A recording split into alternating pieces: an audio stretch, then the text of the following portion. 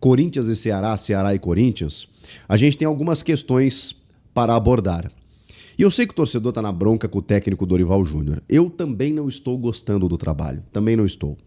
Mas eu ainda me permito conceder a Dorival um pouquinho mais de tempo. Porque se eu olhar para o elenco do Corinthians, eu vou entender que existem dificuldades.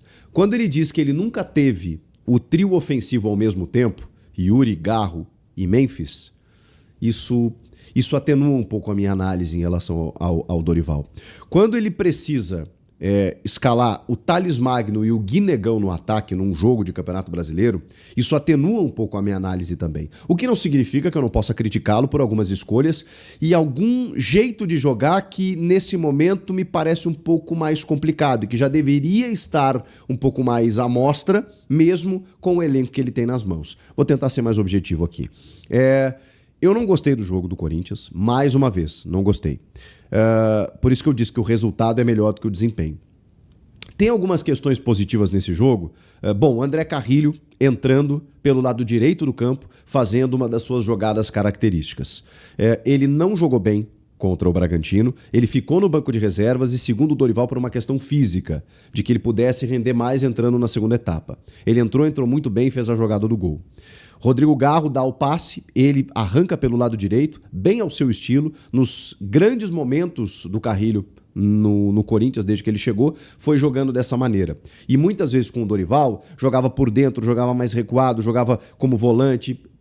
Coloca o Carrilho também como um meio-campista de construção, mas caindo pelo lado direito, aberto, atacando o espaço, como ele sabe fazer e sendo qualificado para fazer tal coisa. E assim ele construiu a jogada do gol. O Thales Magno não é um jogador desprezível, mas ele realmente vem muito mal.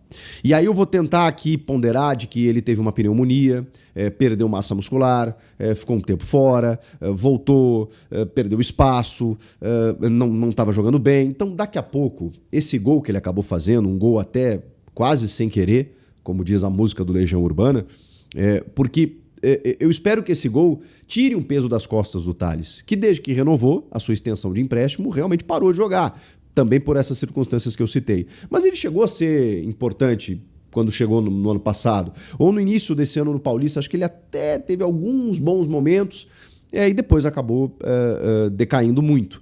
Mas ele não é um jogador que vale 70 milhões de reais, né, como o contrato dele aponta, mas eu também não acho que ele possa ser descartado. O fato é que hoje o Corinthians precisava dele e ele foi lá e fez o gol. Agora, é curioso, porque eu estou elogiando aqui o Thales pelo gol, porque não poderia ser diferente, mas o Thales estava fazendo uma partida horrorosa até ele marcar o gol. O Thales errou tudo. O Thales vem muito mal. Ele tropeçou na bola, ele tentou jogadas que ele não conseguiu, ele perdeu uma bola saindo do campo de defesa, ele é desatento, ele é desligado, ele tem uma dificuldade, o Thales Magno, ou vem tendo. Por isso que eu acho que talvez esse gol melhore um pouco a vida do Thales no Corinthians. Eu espero, porque eu não sei que tipo de jogador vai vir, se é que vai vir alguém. A janela já abriu e a gente não vê movimentação nenhuma. É sondagem no Biel, no Carlos Vinícius... E parou. E a janela já abriu. Ok, tem 1 mês e meio ainda para fechar. Mas até agora nada. Então assim, o Corinthians tem que se virar durante muitos jogos com aquilo que tem. E o Thales é aquilo que ele tem. Ok, ele não tinha o Memphis e o Romero hoje. Mas vamos lá, o Romero também não é uma solução. Ou não deveria ser. O Memphis, beleza. O Yuri que vai voltar ali na frente, beleza.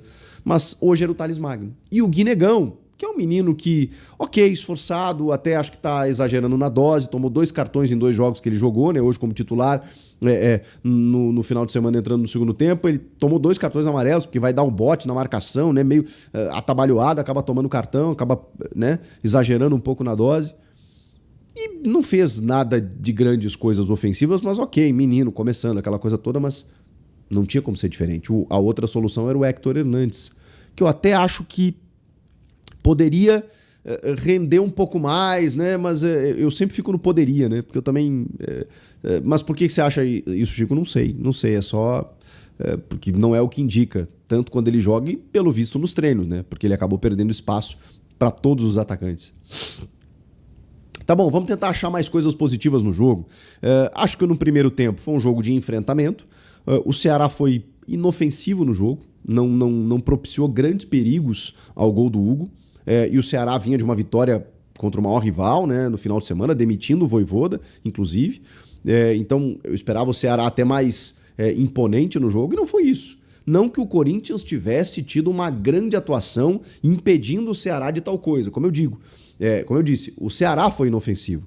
E o Corinthians fez o seu jogo. Com um meio-campo povoado, né? O Dorival fez algumas mudanças. O Maicon, que eu achei que voltaria, ficou no banco. E entrou e teve que sair por conta de uma lesão. 15 minutos ele jogou apenas. Mas ele escala o Ranieri, o Martinez, o Bidon, aí sim ele volta para o time, e o Rodrigo Garro. Esse foi o meio-campo do Corinthians. Mas aí eu vou te dizer também o que me incomoda. Me incomoda um pouco olhar para o esquema tático do Dorival e ter muitas dúvidas sobre como o Corinthians está jogando. É um time que ainda não se encontrou. Até pelas mudanças constantes que ele tem que fazer, muitas por necessidade, outras por escolhas técnicas, eu tenho dificuldades de entender o Corinthians do Dorival. Porque o primeiro homem de meio campo, muitas vezes, para ele é o Maicon. Mas ok, não vem sendo. Então, ele coloca o Ranieri. Mas quem faz a saída de bola é o Breno Bidon, que é um jogador de mais qualidade. E aí, tá bom, você ter o jogador de qualidade técnica, né, para buscar essa bola no pé do zagueiro. Só que o Bidon é um cara mais franzino. Então, quando ele confronta muitas vezes com algum volante, ele tem dificuldade. Eu acho que o Bidon tem que jogar ou num vértice pelo lado, mais próximo da área, e um cara para auxiliar o Rodrigo Garro. Acho que eles ali, se aproximando, poderiam render mais frutos. Mas o Bidon joga mais recuado. Em contrapartida, o Ranieri, que na minha opinião é um bom primeiro volante, ele acaba se soltando um pouco mais. E ele jogando fora de posição, o Ranieri é um cara, o Ranieri é um operário, com todo o benefício que a palavra pode ter. É um cara que cumpre a função que você determinar para ele, um cara abnegado, um cara voluntarioso, que, assim, não é uma virtuose técnica, né? Você não vai ver o Ranieri pisando na área, fazendo gol, muito difícil, mas ele é um bom destruidor de jogadas, é um bom protetor à frente da defesa. E o Ranieri não joga ali muitas vezes, porque é o Breno Bidon ou o Maicon que faz essa primeira função. E aí o Ranieri, numa ideia de estar alinhado, muitas vezes se desgarra, e aí eu não entendo muito bem, porque aí, para mim, você está invertendo as coisas. Aí o Martinez, que em algum momento está jogando pelo lado direito, daqui a pouco ele está lá no lado esquerdo. E eu fico tentando entender, e eu tenho dificuldades. Eu confesso que eu tenho dificuldades de entender esse Corinthians do Dorival. E o Rodrigo Garro? Bom, o Rodrigo Garro, que é o cara que no ano passado, especialmente, foi o melhor meia do futebol brasileiro, pifando o Memphis e o Yuri Alberto. O Rodrigo Garro, até por essa dificuldade, muitas vezes vem buscar esse jogo. Quando ele vem buscar esse jogo, ele normalmente está muito marcado. E aí você não tem a aproximação de um Breno Bidon ou de um André Carrilho, que não começou o jogo hoje, mas que deveria ser o cara mais próximo do Garro, para que ele consiga combinar jogadas. E aí, pelo talento dele, hoje ele conseguiu, inclusive, mesmo mais recuado, descolar um lançamento nas costas da defesa para o André Carrilho, que fez o cruzamento para o Thales Magno. Mas eu acho que o Garro, mais próximo da área, jogando de frente, ele poderia ter muito mais opções, tanto para finalizar gol, e o Corinthians está perdendo muito isso, essa finalização do Garro, como aconteceu no jogo do final de semana, em que o Memphis rouba a bola, e aí ele consegue atacar o espaço ali para finalizar. Mas muitas vezes eu vejo ele distante do gol. E eu acho que o Garro tem que estar um pouco mais próximo, mesmo que ele seja o construtor, ele tem que estar naquele setor nevrálgico do jogo, né? Que você pega a bola, me empolguei, que você pega a bola e já pifa o atacante. Ele jogando mais recuado, para mim não funciona. Então são ajustes que, assim, caramba, Dorival, já faz um tempo que você tá no Corinthians, né? Eu sei da dificuldade de elenco, eu sei que, tá faltando peças, tem que pedir reforços, tá tudo certo, mas, poxa, tem coisas que são meio claras e que estavam acontecendo aqui no time do Ramon de forma positiva e a gente elogiava. E as coisas negativas a gente fazia apontamentos. Nesse momento, cara, tem poucas coisas ainda a tirar do time do Dorival de positivo. Tem poucas. Eu ainda tô com dificuldade. Mas vamos lá. Tô falando tudo isso porque para não deixar de apontar aquilo que precisa mudar, mas não dizer para vocês que a solução é mudança de técnico agora, tá? O Dorival renovou até o fim do ano que vem. O clube está vivendo um caos permanente, que vocês sabem. O time tem limitações. E o Dorival chegou agora e tem uma multa e, assim, financeiramente não é interessante. Mudar o comando técnico agora, Vojvoda, que tá no mercado, Carpini. Gente, esqueçam, o Dorival é bom treinador. Ele pode não ser o melhor para o Corinthians. Ele pode não ter a cara do Corinthians. Ele pode não ter a sinergia, o DNA do Corinthians. Tudo isso que vocês falam, cara, eu até concordo.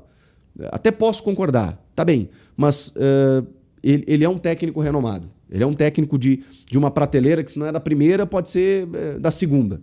E é um cara que estava na seleção brasileira. Não fez um bom trabalho? Não fez, mas ninguém fez. Ninguém fez. O Ancelotti nem começou ainda pra gente saber se ele vai fazer, mas ninguém fez um trabalho na seleção. Então, o Dorival é um bom nome. Só que realmente até agora não aconteceu. Vou esperar? Vou esperar. Porque eu ainda aposto que o Dorival extraia um pouco mais, enxergue algumas coisas e receba também algumas peças. De novo, ele pediu reforços, que na verdade ele só confirma aquilo que foi dito quando ele chegou com o Fabinho Soldado. Então, realmente precisa, porque, cara, não dá para depender do Romero, não dá para depender do Thales Magno, só de meninos da base que ainda não estão prontos. O Matheus Bidu virou titular na vaga do Angileri, e isso talvez diga mais sobre o Angileri do que o Bidu, porque o Bidu não tá jogando mal, mas o Angileri chegou com aquela pompa, aquele cartaz, chegou jogando bem, inclusive. Ele teve um ano parado, né, o ano passado, então eu sabia que essa conta chegaria, mas já deu, né? Já deu, né? Cadê o Angileri do Paulistão quando chegou? Vamos lá. E aí eu queria falar sobre como o Dorival termina o jogo, que aí eu não posso contestar. Porque o resultado foi muito importante, gente. Depois de perder para o Bragantino em casa na retomada, você ganhar o Ceará fora, fundamental. Não fez mais nada do que obrigação, né, em termos de tabela, porque você só recupera os pontos perdidos em casa contra o Bragantino, mas no meio de tudo isso, cara, era difícil. O Ceará vinha de uma vitória num clássico. Tava na frente do Corinthians na tabela e o Corinthians passou o Ceará. E tá numa condição ainda intermediária, mas tem muito campeonato ainda. Essa vitória fora de casa, muitas equipes vão perder pontos lá. Então, foi muito importante pelo contexto, pela maneira, na hora certa ela aconteceu. E aí, por isso que eu digo, quando ele, no final do jogo, desmonta completamente o sistema do jogo, e aí você já não se estava difícil de enxergar o esquema tático no final do jogo, então ele fica impossível. Na verdade, ficou mais claro. Mas, assim, ficou impossível de você, digamos assim, definir, né? Esse é o esquema tático. Era um 5-3-2, era um 5-4-1. Dane-se. Mas ali eu entendo. E vou dizer, gostei de algumas coisas, tá? Por exemplo, o Maicon acaba entrando e saindo. Então ele entra no lugar do Martinez. E aí quando ele sai, eu acho que ele põe o Choca. O Choca entra no lugar do Maicon, eu acho, de novo, né? Porque aí o Maicon machuca ali naquele momento. Enfim, o fato é que entra o Choca. Só que ele deixa o Kaká e o André Ramalho. 3 zagueiros. Aí ele coloca o Angileri, acho que é o Angileri no lugar do Maicon, e deixa o Bidu. Aí ele já tinha colocado o Carrinho no lugar do Bidon. Aí entra o Charles. Isso. Aí entra o Charles e ele deixa o Guinegão. E aí sai o Garro. Tá.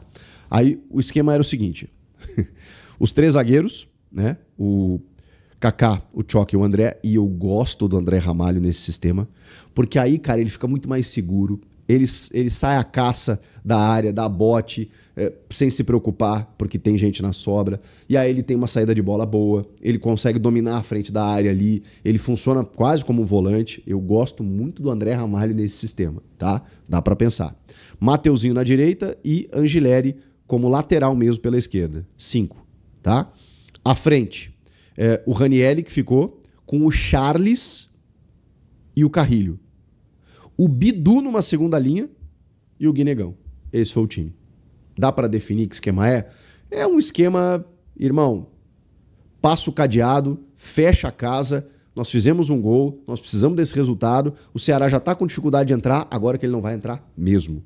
E deu certo. Então, nada se sobrepõe ao resultado. Ele conseguiu e a estratégia funcionou. Então eu não posso criticar. Até porque eu não acho que ele tenha feito errado, tá? O que eu questiono é a maneira como o time tem jogado, é como algumas peças ainda não se encontram no esquema do Dorival e como o time ainda tem uma dificuldade de construção. mas que faltam peças, eu também concordo.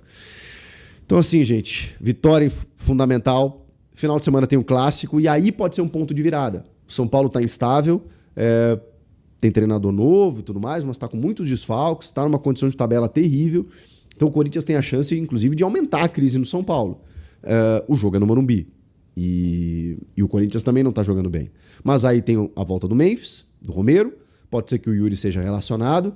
E aí você já tem uma perspectiva um pouco melhor. Então, se o Corinthians consegue vencer o São Paulo no Morumbi no final de semana, vindo de 2 vitórias seguidas aí e uma delas um clássico, aí eu acho que a gente pode começar a entender um Corinthians como algo diferente, especialmente se o desempenho for melhor, né? Então, a partir de agora, a gente vai tentar projetar isso. O que vocês acharam? Com o futuro de Noé incerto, Bolonha considera Wesley Gassova, do Al Nassr, cotado em Corinthians e Flamengo. Como reforço, Bolonha avalia Wesley, ex-Corinthians e atual companheiro de Cristiano Ronaldo, como plano B a Noé.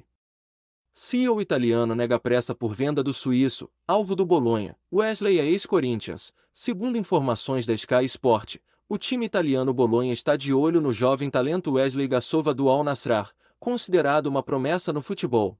Wesley é visto como uma opção viável para substituir Danoy, que, segundo as expectativas, deve permanecer em sua equipe atual por mais algum tempo. Wesley Gassova, um habilidoso ponta-esquerda nascido em 2005.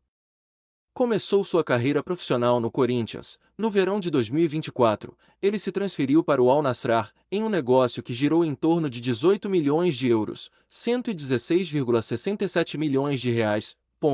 Wesley Gassova se destaca pouco no Al Nassr. Durante sua jornada no Al Nassr, sob a orientação do técnico Stefano Pioli, Wesley participou de 22 jogos. Nesses confrontos, contribuiu com 1 gol e 3 assistências.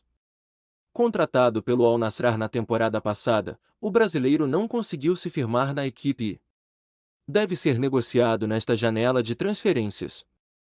Recentemente, o ponta foi bastante especulado no Flamengo, mas o negócio não avançou. O contrato de Wesley com o Al Nassr está previsto para se encerrar em 30 de junho de 2028.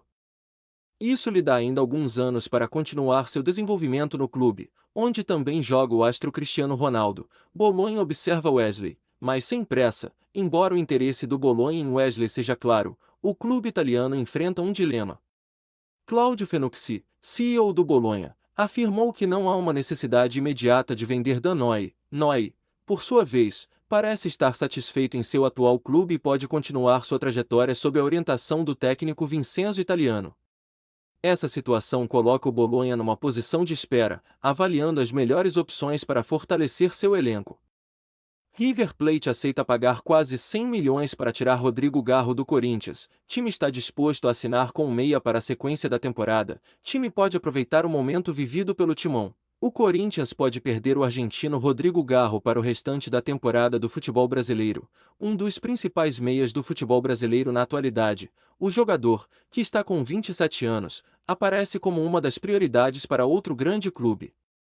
Nesta temporada, o argentino sofreu com alguns problemas físicos e ainda não conseguiu atuar tantas vezes. Ainda assim, Rodrigo Garro segue sendo o desejo de um dos principais treinadores da América do Sul. Trata-se de Marcelo Gallardo, que deseja levá-lo ao River Plate, de acordo com o portal El Craque Deportivo, da Argentina. Mesmo com a recente chegada de Juan Fernando Quintero, o time argentino segue disposto a investir em Rodrigo Garro. A ideia é contar com 2 meias ainda nesta janela de transferências.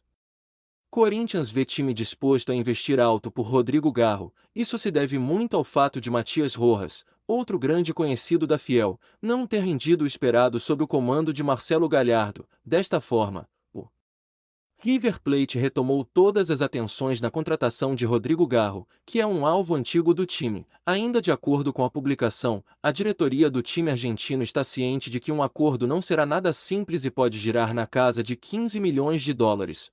Cerca de 83,5 milhões na atual cotação da moeda. Ainda assim, a quantia não assusta.